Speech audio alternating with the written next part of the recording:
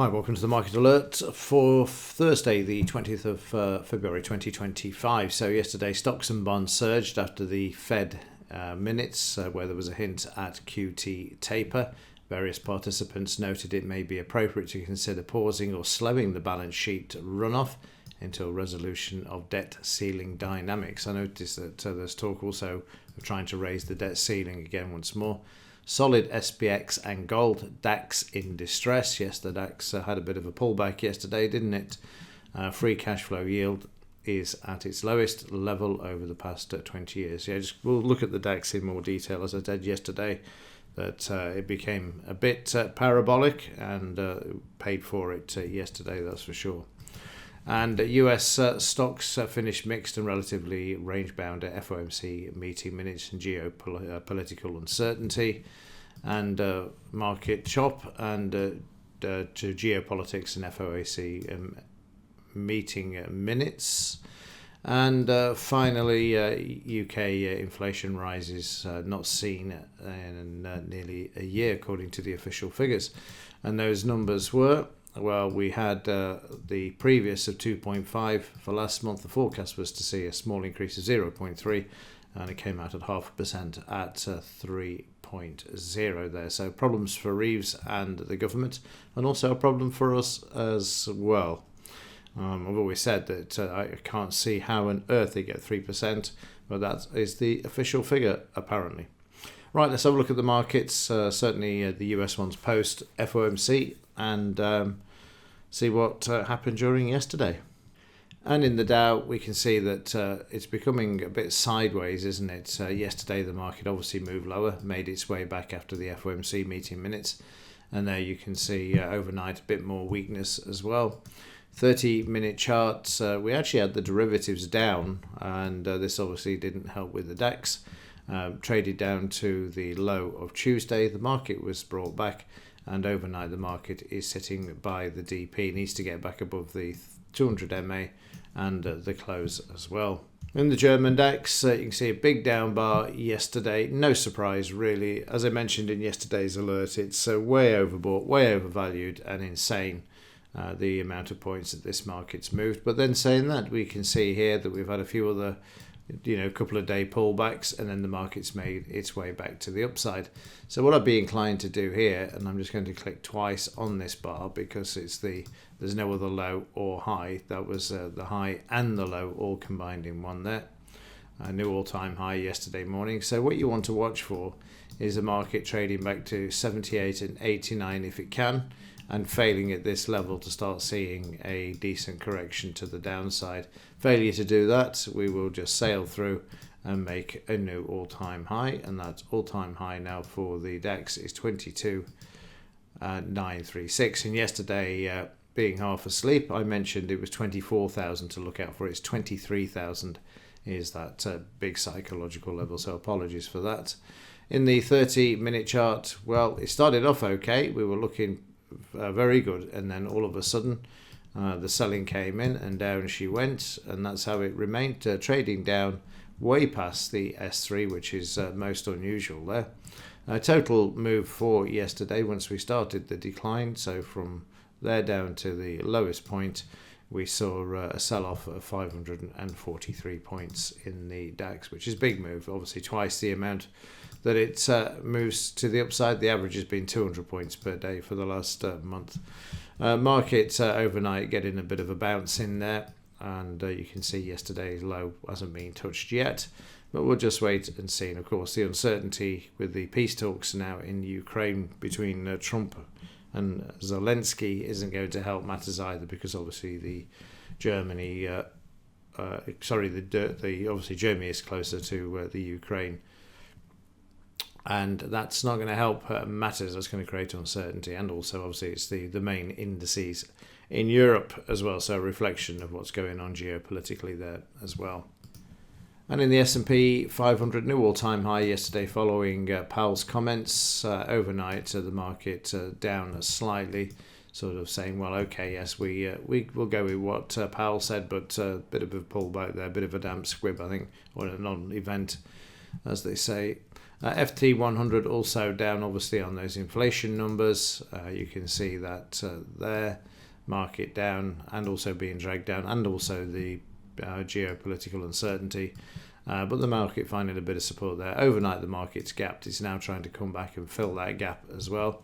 We'll need to get to the 50 EMA and close above the DP to make any sort of progress there. Also note that the market traded below yesterday's low, found some buying with the green bar there and starting to move back to the upside as well. In the US dollar, very, very quiet, even following the FOMC meeting minutes yesterday. So this is again stuck in a sideways move at the moment. But let's have a look at the price of gold. It too has made a new all-time high during yesterday and overnight, I think. Let's just kick off with silver before we get to gold. You can see there we've got a bit of selling there. And this is what I was talking about with the DAX, by the way. So if I go to the high there and down to that low, and we just let's expand it first. And let's just get rid of this 34 so we can get a bit more height on there. So we've gone through the 38, the 50, and we're now at 62, just going through the 62% retracement. So from there back to there. Watch the 89 and 78 before we get to the 33, 36. Now it will be interesting to see if the market can get above this, but it's slightly different than the German DAX, because that's obviously put on 5,000 points in the last several months, whereas silver isn't allowed to move, of course. So the point I'm making here is that same pattern, that you've had a pullback and then the market needs to take out these two areas, and that'll be the same in the DAX despite putting on those 5,000 points. It's just a way of measuring if the market's got any further strength that will be needed in this case to get through the 33, 36, and then onto that sort of psychological level of 33, 50, and then to 34. It's a joke, but it's the way it goes with the metals. Yesterday they couldn't help it, could they? Slammed it all the way down to the 200 MA and the 32.50 level. You can see them buying back in there and bringing the market back, but they can't help putting those shorts in at 130 just to make a few 100,000 using the futures contracts, and then bringing the market back. And overnight the market sort of sideways to higher.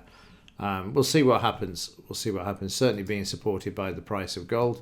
And as I'm recording, gold's just made another all-time high there at $29.47, $3,000 for gold. And I think you're going to see something like you saw in the DAX yesterday when gold hits 3,000. They're not going to want it to keep it above that level. It's going to get monkey hammered when it gets to 3,000.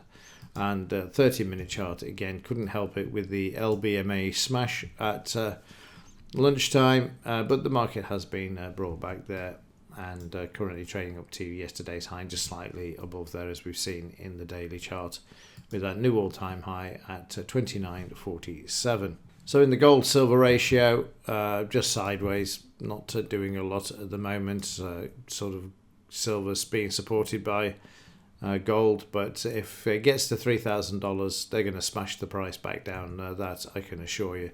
They'll bring it back above 3,000 eventually, but it will get absolutely crushed unless the shipment of gold is further expanded upon, that we're seeing at the moment with this 8-week delivery of the gold being repatriated back to the US from the UK.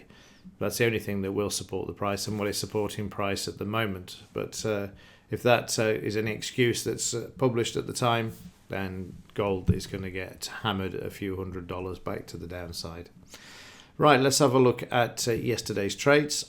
So in the DAX, the market moved higher, as you can see there to start off with, straight through the high, making the new all-time high for the DAX, and then things started to become very quiet as the market was sideways, and then had its last punt up to the R1, and that was the high for the morning and for the day. Market coming back to the 200 MA there, and then trading in a sideways range. In a moment you'll see me add the volume in, because I was intrigued to see what was going on around the 200 MA and these other levels. So as we started to move lower, you'll see like I say, the volume will be added to the chart in a moment, and I wanted to see where the stopping volume was when the market moved lower.